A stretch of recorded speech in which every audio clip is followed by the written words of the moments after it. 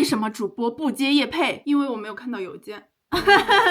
我申请 YouTube 用的这个邮箱啊，不是我经常用的一个邮箱，所以我大概从夏天8、9月份开始，我就没有看过这个邮箱了。我以为没有在视频的简介里面写邮箱就不会有商务邀约，我之前甚至都不知道在哪儿可以找到我的邮箱，我还很疑惑大家都是在哪儿找到我的邮箱给我发邮件的。我现在知道了，原来这个频道主页可以查看电子邮件地址。这几个月以来，我收到了好多的邮件，有一些商务合作邀约，还有一些观众邮件，感觉错过1个亿，但是我们不能哭泣。所以呢，今天就让我们来看一看油管的尾部博主 HeadMax， 他这半年以来收到了哪些邮件呢？哪些品牌？我们看看哪些品牌他就这么的有眼光呢？首先，我人生中第1个商务合作邀约是来自 iTalki。 你好，希望您一切都好，我是叉叉叉，来自 iTalki， 我们是全球领先的线上语言学习平台。你们有看过《西游记》？里面有个银角大王，他总是拿了一个葫芦，然后他总是对着孙悟空说，我叫你一声，你敢答应吗？然后如果孙悟空他答应了的话，他就会被吸到那个葫芦里面。那么 iTalki， 你没有叫我的名字，你知道吗？你没有说 HeadMax， 我叫你一声，你敢答应吗？你没说这句话，你没有叫我的名字，我答应了，我也不会被吸进去。开玩笑的，对不起，开玩笑的。iTalki， 期待与你合作 iTalki。我发现 iTalki 给我发了好多封邮件啊，虽然第1封邮件没有叫我的名字，但是第2封邮件他叫了，他说 Hi HeadMax，I hope this message finds you well. My name is blah blah。 为什么要给我发英文邮件 iTalki？ 我看不懂啊。那么 iTalki 的第3封邮件会用什么语言给我发呢？不会是要用西班牙语给我发吧？OK， 第3封邮件和第2封邮件一模一样。感谢 iTalki， 你很有眼光。我这就回复。我在想，我现在回邮件会不会有一点点喜滋嘞？因为现在是过年期间，大家应该都在放假。如果我现在回邮件的话，不是打扰到别人放假了吗？当个社会人真的好难啊。OK， 那么除了 iTalki 这么有眼光的，我们还有一个非常 international 的产品，非常有眼光，给我发了好多封邮件。他是谁呢？他就是 Flickseek。Flickseek 串流平台是什么？干什么的呀？亲爱的 HeadMax 您好，我是的业务总监。哇塞，好洋气啊！我发现这些 international 的商务邀约都好洋气啊，这些业务总监都是英文名字，我都不知道怎么读。Flickseek 给我发了1封、2封、3封、4封，太厉害了。OK， 那么下一封邮件呢，是来自我们这个知名海外 VPN 厂商 Surfshark 这位专案经理 S 先生。邮件非常的专业啊，不仅呢喊了我的名字，他还附上了自己的照片，很帅的一个帅哥啊，商务型男。那么他似乎是给我发了3封邮件，第1封邮件就是一个非常正常的咨询邮件，然后第2封邮件他说，我是叉叉叉的专案经理叉叉叉，想与您确认是否有收到上一封email。然后第3封邮件，他的邮件已经越来越短了，他显然已经对我很不满意了。他说您好，他前2封邮件说的都是 Hello HeadMax， 第3封已经变成您好了，严肃了。他说我是叉叉专案经理叉叉叉，日前寄了2封 email 给您，想邀请您合作，无论您是否有兴趣，都希望收到您的回复，谢谢。我已经感受到怒火了。这个 YouTuber， 你转什么转？你竟然敢不回我邮件！作为一个曾经的社畜，我这辈子最不愿意干的事情，不是抢劫，不是盗窃，不是性骚扰，而是影响到别人的工作。我真的不想影响到任何人的工作。以后呢，我会经常检查我的邮箱，我不会再影响到你们的工作了。对不起，不要生气。OK， 这一封又是什么呢？Head 老师您好，我们是一家提供机场订阅服务的公司。机场订阅是什么意思？是VPN 的意思吗？我怎么觉得这些合作邀约有些黑话我看不懂呢？怎么回事？哎呦，怎么还有韩国人给我发邮件呀？而且还是日文的邮件。HeadMax 様、はじめまして。韓国のプレミアム化、日本マーケティングを担当している叉叉叉と申します。这是个啥商品啊？我们打开这个链接看一看啊。OK， 我打开了这个链接，残念ながら这个链接已经失效了。这个牌子呢已经在2026年1月22号サービスを終了させていただきました了。这牌子已经倒闭了呀。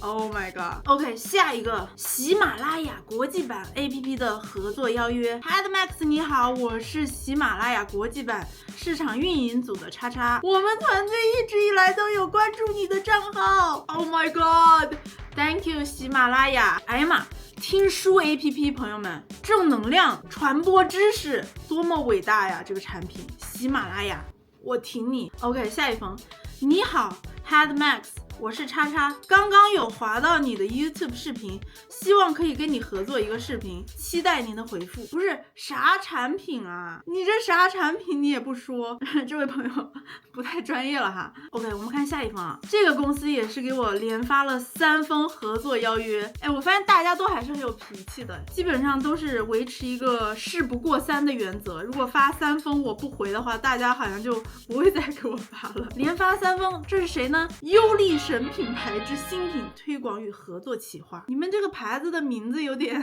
古早味，你们创业应该很久了吧？您的内容风格与粉丝族群与我们的产品定位十分契合，因此特别向您提出合作邀约。本次合作商品如下，想先邀请您从中挑选一项最有兴趣的。第1，舒缓高频枪；第2，热敷按摩神器；第3，手部按摩仪；第4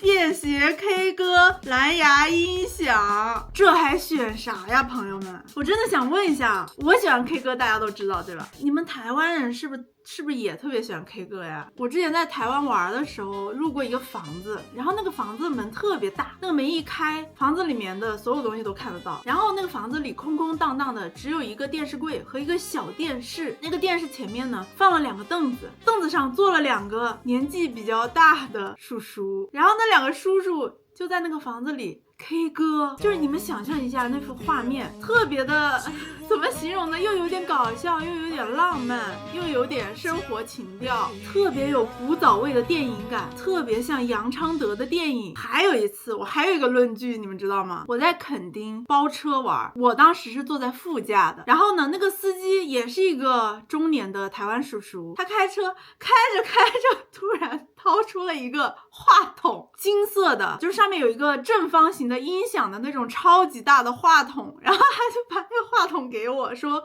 美眉你要不要 K 歌？太搞笑了。所以这个优力神它有便携 K 歌蓝牙音响这个产品我一点都不惊讶，因为在我心中台湾人就是很喜欢 K 歌。 OK， 下一位 AI 翻译工具合作邀请。由于发现您的频道与我们的品牌诉求高度契合，我们希望与您合作推广沉浸式翻译软体，帮助大家打破语言障碍，接收全球最新资讯。这不错，这不错。我觉得这种促进交流的产品啊都很好，都是为人类的交流做出杰出的贡献，非常不错。哇，我竟然收到了日语的邮件，我们看一看这是谁发的。Headmax様 YT 拝見してお問い合わせさせていただきました。这是北海道的观光公司吗？哇塞，这是北海道一个专门为企业做宣传的公司。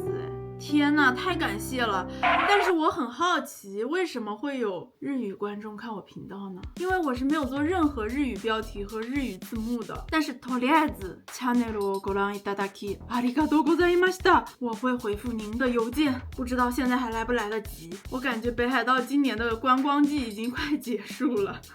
OK， 下一个商务合作咨询。春节档视频植入完了，来不及了，今天我们已经是春节了， So I'm so sorry， 我们没有缘分了。 OK， 以上呢就是我收到的所有商务合作的邀约邮件了。我不知道我这么久没有回邮件，这些厂商有没有生气，但是呢，虽然你们很生气，我知道，我还是想跟你们说，谢谢大家看到我的频道，祝大家新的一年工作更顺利。低。其实除了商务合作邮件，我发现呢还有一些这个台湾媒体的邮件还蛮多的，比方说这个 VS Media 台湾，还有这个民视新闻网台湾达人秀。我不是台湾人也可以上台湾达人秀吗？反正就是我其实收到了很多台湾媒体的邮件，最早收到的几封我好像都有回复说我不接受转载。在这里呢，我想跟台湾的媒体人朋友们说一下，我本身不是很想进入主流大众的视野，本身呢我这个频道就比较小众，我这个人三观呢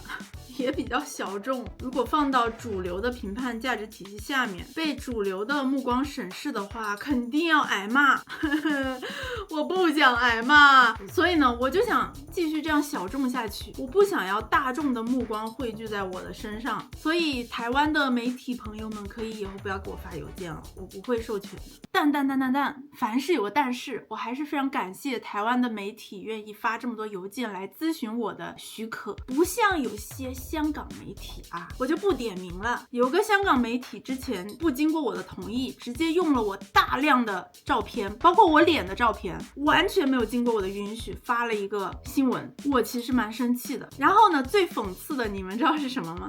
这个香港媒体他们的官网啊，有他们的商务合作邮件，然后呢，你知道他们那个商务合作页面写的什么吗？如果你要使用他们这个媒体的内容，你需要先发邮件获得允许了，你才可以使用，不然就是侵权。然后我在想，原来你们知道这件事儿啊，你们在知道这件事的情况下，不经过我的允许使用了我的内容、我的图片、我的脸，我就给他们商务合作邮件发了一个信息，我说你们这个是侵权，然后他们很快就给我发了一个道歉信息。幸好你们这个道歉的邮件发得快，你们如果发得慢点，我的视频就出来了。我视频的标题都想好了，我的视频的标题就叫香港媒体的下限也不怎么高然后你们知道第一封道歉邮件他说啥吧？首先他道歉了，但是呢，他说能不能对影片中截取的相片进行署名，并且删除我的脸的照片，然后在文内添加我的 YouTube 账号连接，来保留这个报道。然后我想说，大哥，你以为我很想要你在你的内文里添加我的 YouTube 连接账号吗？我不知道你觉得这3项改变对我有什么吸引力好吗？然后我最后就跟他说，我说可以保留文字内容，是因为我理解媒体工作的辛苦，我拒绝使用任何我拍摄的图片，因为这样对其他的媒体实在太不公平了。就是我觉得这样对台湾之前给我发过邮件的媒体太不公平了。如果说之前跟我沟通过的台湾媒体都不能使用任何我的内容，我反而去允许你这个未经授权先斩后奏的香港媒体用我的内容，那也太不公平了吧？怎么可能让你用呢？当然呢，我最后回复了这个邮件之后，他们是把这个照片和视频截图都删掉了的。不过那个报道现在还在，你们可能还能看见。OK， 刚才跟大家讲了点严肃的事情，死密马赛，我们现在看点开心的。我们现在来看看这半年以来我收到的粉丝邮件。粉丝邮件，希望没有骚扰邮件哈。我是看了你视频的粉丝，可以提供设计协助，不需要。我看到了你在日本买了北海道的房，怎么联系你？我微信是叉叉叉叉，能推荐一下中介吗？我计划买套房养老。不推荐。 OK， 我们跳过这些跟买房有关的邮件。你好 Head Max， 我的名字是叉叉叉叉，我 from 巴西，我 recently discovered your channel， 我觉得你的生活非常的斯巴拉系。这是一封想要跟我交笔友的邮件。很遗憾的告诉大家，主播不准备在网上交任何的朋友，因为主播这个人呢，对朋友的需求非常的低。你们应该也看得出来，我其实不需要太多的朋友，但是呢，我又因为太过幸运，所以我现实生活中其实有很多朋友，已经远远超出了我的需求量。我很理解你们想要跟网上的主播交朋友的心情，但是主播这边呢，确实是没有交朋友的计划，不需要再给我发这样的邮件了，好不好？谢谢啦。OK， 下一封。你好，我叫叉叉，来自西班牙，我是你 YouTube 频道的订阅者，很高兴能与您交流。我写这封邮件是因为我读了您昨天关于地震的帖子，新闻报道说日本北部发生了 7.5 级的地震，震级非常大，北海道地区有人员疏散，还有海啸风险，比我想象的严重很多。希望您和您的家人平安无事，没有遭受任何损失。我很喜欢您装修那栋大房子的方式，而且我一直在努努力认真观看您的对话，尽管我经常听不懂。我今年秋天开始学习中文，现在仍然觉得跟上对话很困难。如果您的房子在地震中受损，我会很难过。如果我贸然给您发邮件显得太唐突，我深感抱歉。哎，谢谢你，谢谢你，谢谢你关心我，非常感动。我完全没有事情，非常 OK， 谢谢你的关心，谢谢。哇，好像收到了什么不得了的邮件呢。这是一封来自台湾某个大学教授的邮件，撰写此邮件旨在对我在数位媒体平台上的卓越表现表达由衷的肯定与学术上的关注。您的作品不仅展现了充沛的精力与卓越的执行力，更蕴含了细腻的艺术美学与深厚的文化底蕴。这邮件怎么读得我脸有点发烫啊，有点让人害羞。我们推测，这可能与您在大陆所受的专业艺术与人文学科训练息息相关。我没有在大陆受过任何艺术和人文学科的训练，我在大陆是一个纯理科生，我大学专业是数学。关于您近期发布的与网络恶评评论者相关的影片，本人建议你采取非反应性策略，在传播与心理学的视角下，此类个体往往以激发他人负面情绪为目的。你的愤怒恰恰成为对其行为的正向强化，最有效的对应方式是彻底的忽视、切断其寻求关注的回路。一旦缺乏回响，此类行为将自然消退，转而寻求新的刺激目标。哎呀，关于这件事情呢，我觉得从个人利益的角度出发，你说的这种方法当然是一个好的做法，但是像您这个最后也说了，此类行为将自然消退，转而寻求新的刺激目标，就是这个人的恶行是不会停止的，他可能只是会从我身上转移到别人身上。那我会觉得不如让他这个恶行在我这里就停止。而且呢，我是觉得很多时候我们往往把自己想象的太弱，而把敌人想象的太强。我不喜欢认输，就是在别的方面啊，比方说人生一定要成功啊，一定要赚大钱啊，我一定要成为一个什么100万订阅的 YouTuber， 就是如果我的订阅永远不涨，没关系，我认输，我不在乎，我可以很轻而易举的认输。但是在这种事情上，我就是咽不下这口气。刘教授真的对不起，我听不进去这种建议。 OK， 我们继续看啊。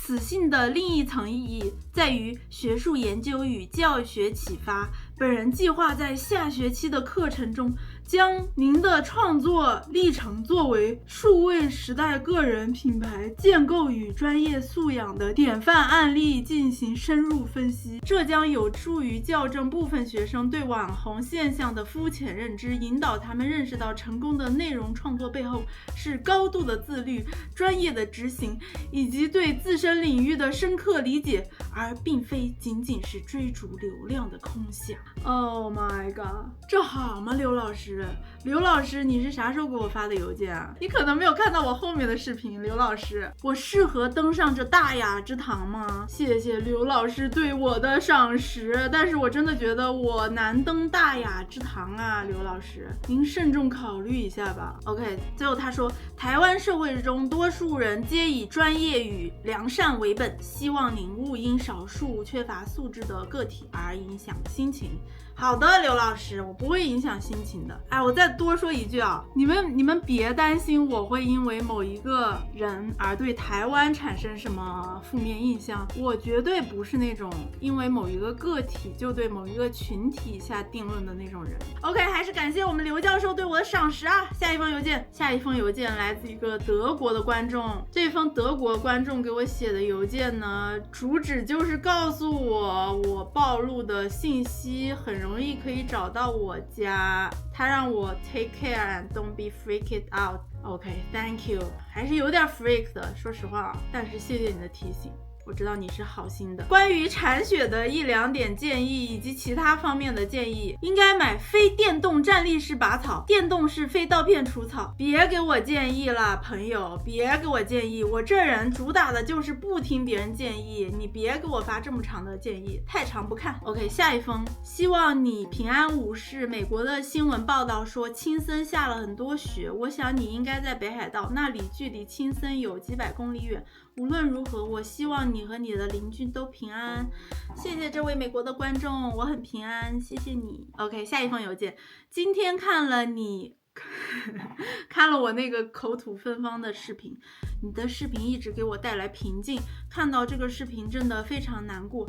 别难过，你不要难过。我跟你们说啊，我这个气撒出来了，其实我就不生气了。主打一个外耗别人，不内耗自己。我这人还是非常会调节心态的。而且你们知不知道一件事情，就是一个人他看起来越开心，就像一些喜剧大师，你们知道吗？他看起来越快乐越开心，他可能是一个越悲伤的人。但像我这种，有时候看起来挺开心的，有时候看起来很愤怒，有时候看起来很抑郁，有时候看起来很平静。我这种人其实恰恰是最不内耗，心理最健康的，所以呢，请大家不要为我难过，真的非常感谢大家对我的支持哈，真的非常感谢。下一封邮件，他说他是住在日本的网络与信息安全专家，我想或许我能提供一些力所能及的帮助，衷心希望这封邮件你能看到，如果需要任何建议，欢迎随时联络我。感谢你拍了这么多治愈的有趣的视频，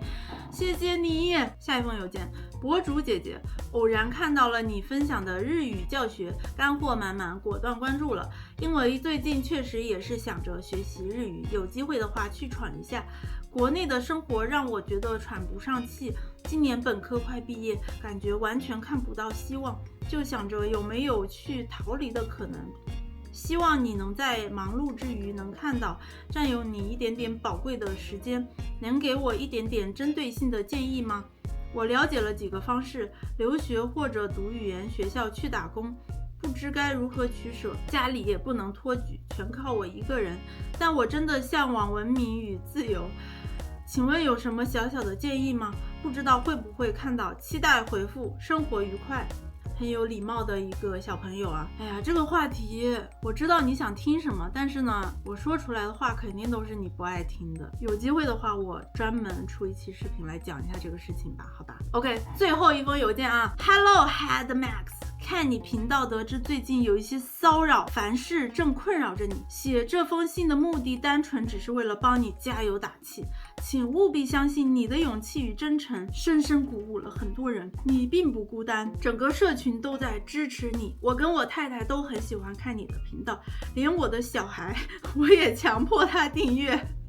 请继续做自己，并创作自己喜欢的事。Best regards。首先，非常感谢你给我写了这封邮件，我真的感受到了支持和力量。但是呢，我觉得强迫你的小孩订阅我的频道这个事儿有待商榷，你知道吗？坚决反对家长强迫小孩做任何事情。如果这位小朋友现在在看我的影片，我要告诉你，阿姨的频道你想退订就退订，别管你爸说什么，你想订阅什么频道你就去订阅什么频道。而且我真的很怀疑我频道适合小孩看吗？我天天说脏话但是你们知道吗？脏话这个事情啊，我们的一些情绪啊，就是要通过脏话来发散一下的。没有脏话说话不得劲，你们知道吗？就像日语里面其实没有什么脏话，如果你想骂一个人用日语的话，你最多只能骂 back yellow。所以你们看我骂人的视频，我用中文骂人，我用英文骂人，